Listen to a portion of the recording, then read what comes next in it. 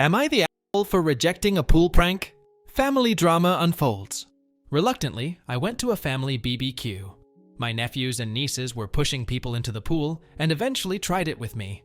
I saw this coming from a mile away and stepped out of the way, causing the kids to fall in, along with the phone they were holding to record. My sisters got pissed for almost letting their kids drown, and because the phone is now at the bottom of the pool, they insisted that I should have let the kids push me into the pool and that I need to apologize. First off, my folks tell me that my nieces and nephews are all good swimmers and that they use the pool all the time. The 7-year-old is still a beginner, but he loves the water. My sister just said they couldn't swim so I'd look bad. To be fair, none of the kids are allowed in the deep end, which is where they fell in. It was the two 10-year-olds and the 9-year-old who tried to push me into the pool. After we left, the party ended on a pretty sour note. My drunk brother-in-law, who face planted while yelling at me, had to go to an urgent care place and get his face stitched up. He was too toasted to drive, so Dad took him. Dad was very not happy about this. Late that evening, my sisters started a group text and said some really nasty crap. Their husbands threw in a few comments as well. My wife and I blocked the 4 of them. My mom called me. She was pretty upset about what they said. She and Dad were in the chat, and I don't blame her. Because of the texts, my folks insisted my sisters/brothers-in-law come over the next day, Sunday, without their kids to get some things straight and lay down some ground rules. Mom's wording. The result was a contrite, if unenthusiastic apology from the siblings via my mom's phone. I'm glad my wife was with me when they called. Her hard stares kept me from saying what I wanted to. I just told them thanks and that we felt no need to discuss it further. Since I thought things were settled, I unblocked them. That evening, I got a text from one of the brothers-in-law telling me the phones cost a large sum of money and asking when I'd be paying for them. WTF? I replied never, took a screenshot of his text, and forwarded it to my folks with a note that we were done with this nonsense. We're going no contact with sisters' spouses, and not to invite us to any more holidays or get-togethers if they'll be present. Then I blocked the sisters and their spouses again. At that point, the shit really hit the fan. Dad called them and ripped them a new one. Among other things, he told them the grandkids were not welcome at his place indefinitely. Since my mom regularly provides free babysitting, that got them pretty rattled. He also banned them from using the vacation house and told them my wife and I actually own it, not he and Mom. This completely freaked them out. Both of my sisters' families use the place a lot, including having their friends up for weekend getaways. This was very much out of character for my folks. They'd clearly had it. And for reference, I never wanted my sisters to know we owned the place. We bought it for my folks. They'd always wanted a place in the mountains. Keeping the ownership quiet was just a way to avoid drama with my siblings. A couple of days later, my sisters and their husbands came to our place unannounced to apologize in person. We were out to dinner, and they left a note. One sister also called me at work too. I sent her to voicemail. We've decided being no contact is the best thing for the indefinite future and haven't interacted with them for the last 3+ weeks. Personally, I'm done. They can go pound sand. Update 2. My parents felt awful and let me know. They figured that my sisters would try to convince me to let them rent out the house. Turns out they were right. My sisters showed up and practically forced their way inside my house to convince me to let them use the place.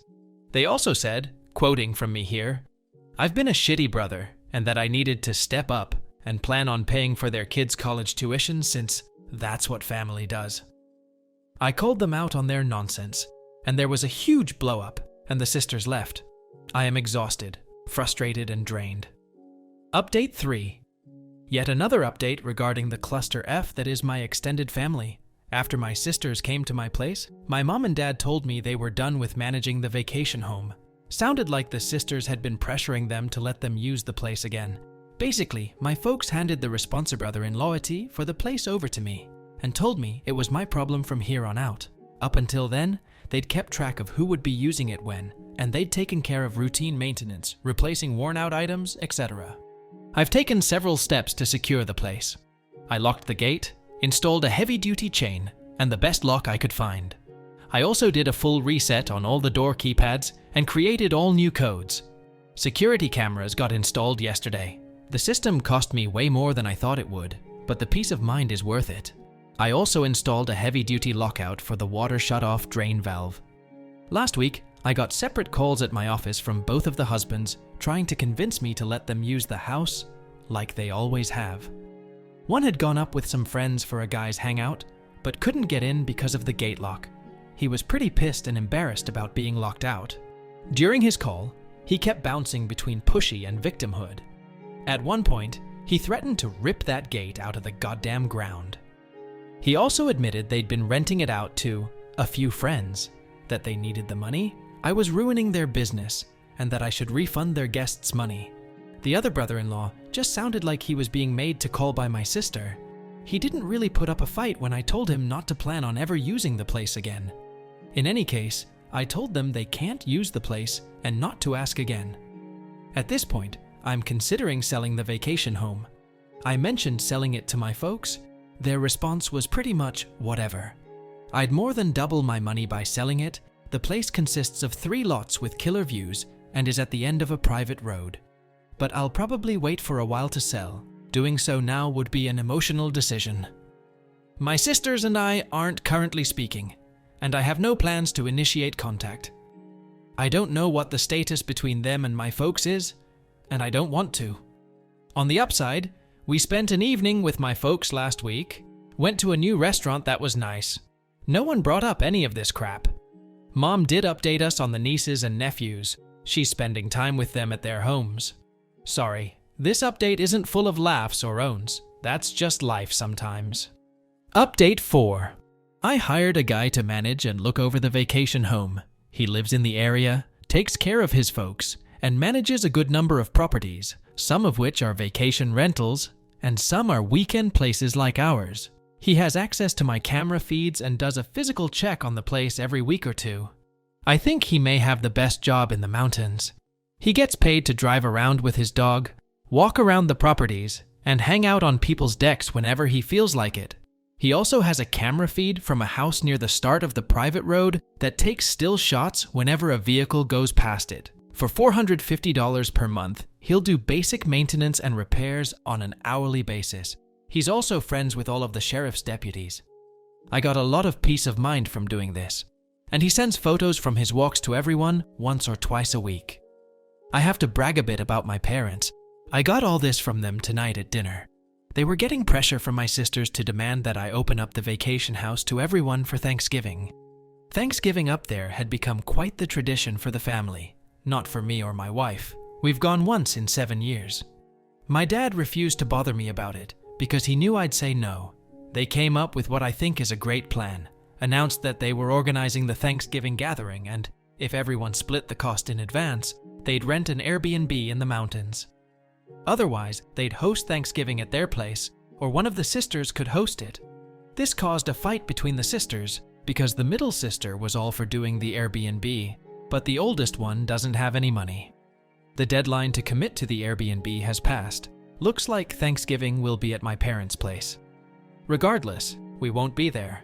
My parents have asked that we not sell the place for now. They decided they'd still like to use it occasionally, but not until my sisters have come to terms with the new normal. And of course, they'd probably like it if everyone could get together there again down the road, but that's just not going to happen. I'd just as soon sell it and move on at this point, but I can live with keeping it if my folks do use it now and again. Plus, it will be worth even more down the road. Wife and I have stayed no contact with my sisters and their husbands. Both sisters have called from new numbers, F you Google Voice, and left messages insisting that I meet with them for our parents' sake to work out how everyone can use the family vacation home. They called my wife too. I'm glad I was already in the habit of not answering calls if I don't recognize the number. I honestly don't know if they're delusional or if they think they can bully me into giving them access again. Don't really care. My parents tell me that the oldest sister and her husband are getting out of the leases for their SUV and big-ass truck and are selling their jet skis and some other shit they've never needed. That's going to be really hard on her. She's quite the braggart and won't like being seen in something older/smaller/cheaper. My brother-in-law's identity is very much wrapped up with his truck as well. He even has a small tattoo of the truck company's logo, which frankly is one of the many reasons why he and I never hung out. Several people have suggested I make the vacation home into an Airbnb. I don't plan to do so, at least anytime soon. I know it would make money, but it would cause an incredible amount of drama across the family and would stress out my parents. They don't need that. It would also be a hassle to remove personal things my folks have there. That stuff has nowhere to go. And there would be wear and tear on the place, and I'm sure it would take some amount of time on my part, even though I'd use a manager to do it. Just not worth it to me. Update: 5 things have gone to hell. I really truly did not think anything like this would happen. Short version: my brothers-in-law broke into my vacation home and were arrested.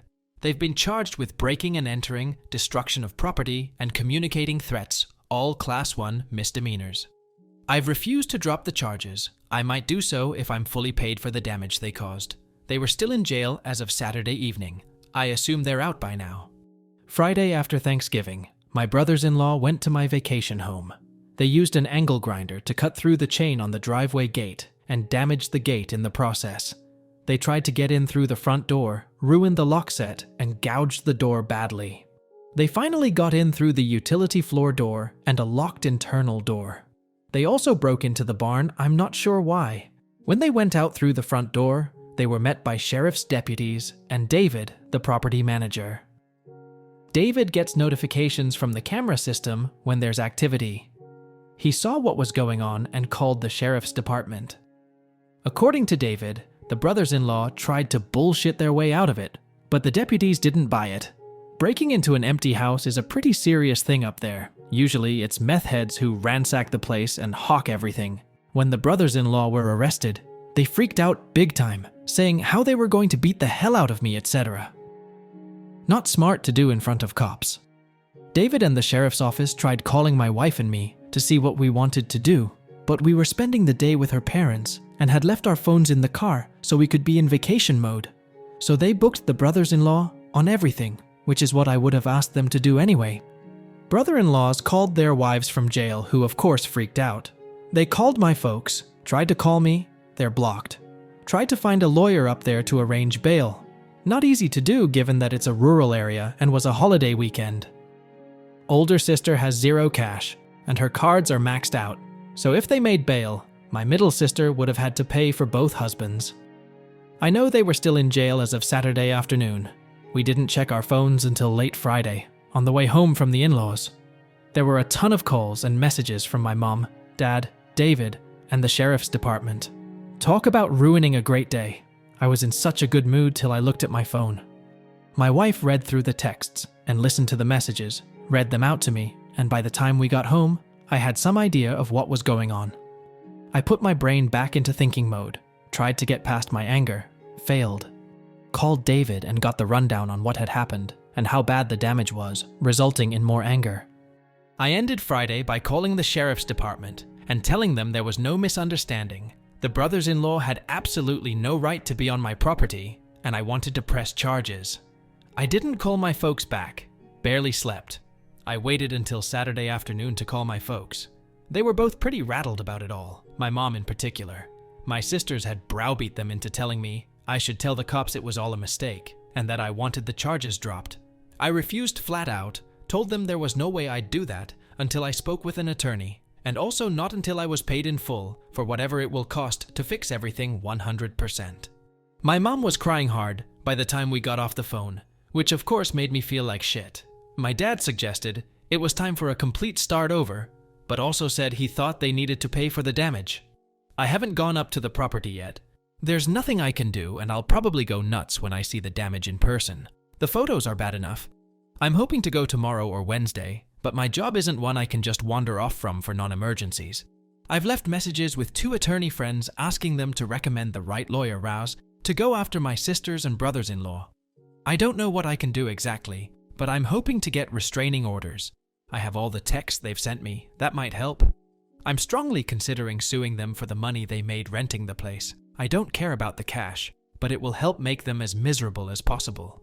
The gloves are definitely off at this point. A couple of side notes. My brothers-in-law had no idea I'd hired someone to keep an eye on things, or that there are cameras there now. My parents knew, but hadn't told them, because they knew it would just give my sisters a reason to drama up. There are signs on the property stating it's being monitored with cameras and no trespassing signs though. My wife has completely had it at this point. I don't blame her. She's been more than patient about it all, but she reached her limit and was not shy about letting me know. She told me it's up to me how I deal with this, but that she thought they all needed to be taught a hard lesson. Older brother-in-law likely won't face any repercussions at his job over this, but middle brother-in-law has a security clearance, so he might. I'm hoping that will be motivation for middle brother-in-law to pay for the damages himself immediately. David, the caretaker, has an interesting background. I knew he was friends with some of the deputies, figuring it was because they were all locals. I was wrong.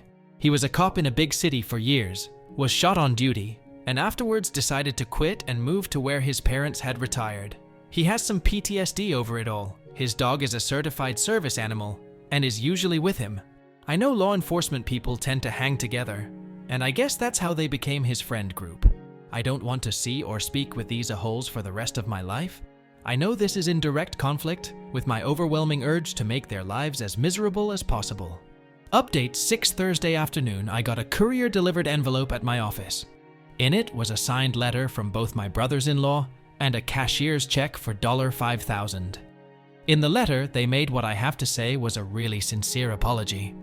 Among other things, they acknowledged breaking in, acknowledged it was wrong, said the $5,000 was to pay for the damage, and that they'd pay more if it cost more than that. Also said they'd stay away from the vacation home unless my wife and I specifically invited them. They also asked that I do what I could to get the charges dropped as soon as possible because they both could lose their jobs and that they'd agree to a restraining order or whatever else it took for that to happen. There was more as well, all conciliatory, but that's the gist of it. To say this was a shock is an understatement. It was, obviously, a total 180 from their past behavior. I'd already made an appointment with an attorney to see about suing my brothers-in-law over the damage and to try to get a restraining order. I called him and told him what I'd just received, and he agreed to meet with me at the end of the day instead of next week. Told me not to deposit the check. We met for about 2 hours. He ended up recommending the wife and I do a settlement and mutual release agreement with all 4 of them, sisters and brothers-in-law. He said if we went after them via a lawsuit that we'd almost certainly win, but that it could take 2 years or more, there would be sizable upfront legal fees, and that we might never see any money. He also said we could keep the $5,000 free and clear, even if we didn't let them off the hook. He's drawing up the agreement, which won't be ready until Monday. The agreement will include what's essentially the civil equivalent of a restraining order. I'd already asked my property manager to work up a bid to get the damage repaired. I called him after the meeting and asked that he get me as close an estimate as possible ASAP. Got that Friday. He thinks it will take around $4,000 to fix everything. Most of that is for the front door. On Friday, my attorney contacted each of the brothers-in-law, told them what we were proposing, and advised them to get their own lawyers. They both agreed to it. The middle brother-in-law told him they could afford to either pay for the damages or pay for a lawyer, but not both, and they figured a lawyer wouldn't make any difference, given that they really had no defense for what they did. His biggest concern was if the charges could be dropped. From what I can tell, they're willing to do anything, sign anything to make this all go away. My attorney also called the DA's office on Friday to discuss dismissing the charges, got the name of the prosecutor, and left them a message, but has not spoken to them yet. He thinks they'll dismiss the charges because the brothers-in-law are paying up and have no priors. But then, again, he's not a criminal lawyer. Also said I should be prepared to drive up there Monday or Tuesday and tell the prosecutor in person that I want everything dismissed. He's also advised me to continue to be no contact with sisters and brothers-in-law, especially for the next 6 months, and that it will be really important to follow the terms of the agreement when it comes to future interactions with them. I'm guessing that the brothers-in-law's change of heart is due to them having figured out what's at stake for them, what it's going to cost them in legal fees and fines, and so on. There's also the highly unlikely possi-brother-in-lawity that they could go to jail for up to 120 days. And as I've mentioned, one of them has a security clearance for his job that could be at risk. So this is their Hail Mary pass to keep their normal lives. This isn't a perfect resolution to the situation, but at least it will get me past the legal and financial parts of the shit show that I've been in for the past few months. I doubt I'll ever have a civil relationship with any of them ever again, and that's fine. What I want most at this point is to close this off, get on with my life, and never speak to any of them again. I'm exhausted from this. Wife feels pretty much the same way. Kind of a side issue, but getting the written apology was, weirdly, a huge moment for me. I wasn't expecting that ever, but apparently, it matters to me quite a bit. The money doesn't feel particularly important at this moment. I'll damn sure take it though. Also, I'm pretty certain my middle sister and her husband came up with the money. The cashier's check is from the credit union of the company he works for. Once things are signed, I plan to make one more update. I'm sorry for being so pedantic. Writing these posts has helped clear my head, and the feedback has really helped. I truly appreciate everyone's comments, insights, and support. And I really hope none of you ever have to go through this kind of nonsense. Update 7 Tuesday morning. I met with my attorney, went over the agreement, changed a couple of minor things, and he sent it to my sisters and brothers-in-law. It included a requirement that they pay my attorney's fee, about $3,000. They weren't happy about that and tried to negotiate it away, but he told them they either accept it as is or there would be no deal at all, and we'd proceed with suing them for the money they got from renting out the place, wear and tear from renting it, repair costs from their break-in, emotional distress, lost income from having to deal with this, attorney fees, and whatever else we could. He also told them I would push hard with the DA's office to prosecute every charge. Short version, they came in and signed. I wasn't there. I'm told it was a pretty tense environment, that the middle brother-in-law appeared to have taken charge, and that at one point, he told both of my sisters to shut the hell up, or he was walking away from the whole thing, making his own deal with us, and the rest of them could all go to hell. They provided another cashier's check for $2,500, claimed that's all they had. It's close enough that we're going to accept it as the final payment. Attorney also told me that everyone was very cold and curt towards one another, but that they all managed to keep it together long enough to sign and left without making too big of a scene. I drove up to the vacation house early yesterday to check out the damage and meet with the DA's office. Seeing the damage made my blood boil. It was so senseless. I was so pissed that I was ready to eat the cost of repairs and do everything I could to ruin their lives. Tried walking it off, failed utterly. Ended up calling a good friend, who was kind enough to stay on the phone for over an hour, letting me spew and vent. He eventually got me back to focusing on the bigger picture of putting this behind me and getting on with my life. Honestly, I'm still not sure that's what I want to do, but I settled down enough to get some food in me, and I felt better. After lunch, I went to the DA's office. I hadn't made an appointment and had to wait a while, but I got to meet with the assistant DA who's got the case. The short version is that since I don't want to prosecute, and the brothers-in-law have already paid for the damages, they are willing to drop all the charges except trespassing, which in this case will be a Class 2 misdemeanor. The brothers-in-law will have to plead guilty and pay whatever fine the judge sets. I'm also told that if they fight the trespassing charge, or ever so much as fart in public up there, it would go very poorly for them. It helped that the brothers-in-law didn't resist arrest. If they had, none of the charges would have been dropped. I also went by the sheriff's office to thank them for getting there so quickly and for everything else. I wanted to thank the deputies personally, but only spoke to the dispatch person. And I tried to meet up with David, the property manager, but couldn't get hold of him. A couple of notes. The agreement includes a no-contact clause.